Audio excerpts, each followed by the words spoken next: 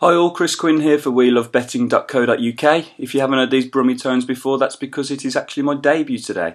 So unfortunately you may have to get used to them. I'm going to be taking a look at some of those you should actually be avoiding in the betting coupons each week, and hopefully sticking at one team per week to really take on at about evens or less. I'll try and throw in a long shot at the same time, which I feel's got a good chance, but in some instances those two bets may even combine, such as today. I was surprised to see Danny Wilson's Barnsley side at as big as 3-1 away at Chesterfield today.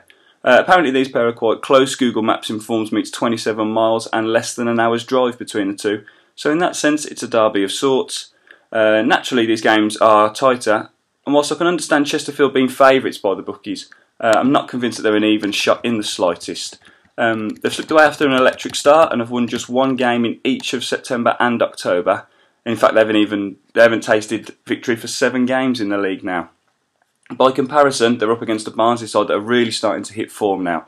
They had a summer of upheaval, lots of players left, lots of players came in, but they seem to have started to settle down, the team seems to be gelling, and all the loan signings are making a big contribution at the same time. They've won 2 of their last 3 away games. They went to inform Rochdale and nicked a 1-0 victory, and they also beat a strong Sheffield United side at Bramall Lane.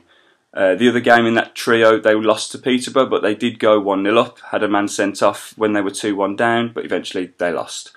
Defender Lewin Nyatanga has spoken this week about the confidence in the camp, and nowhere is that reflected more than in the front two.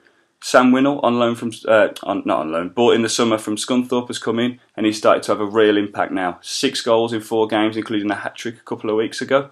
And he's partnered by Andy Cole's lad Devante, who's on loan from Man City, and he's got 3 in his last 6. So there's lots of firepower on the go up front, but if those two fail to do the business, manager Danny Wilson can always call on Leroy Lita, Kane Hemmings, and he's got a Fulham loan duo of Ryan Williams, who's a really exciting prospect, and Marcelo Trotto, who's very well versed in this division now, having spent 2 seasons on loan at Brentford.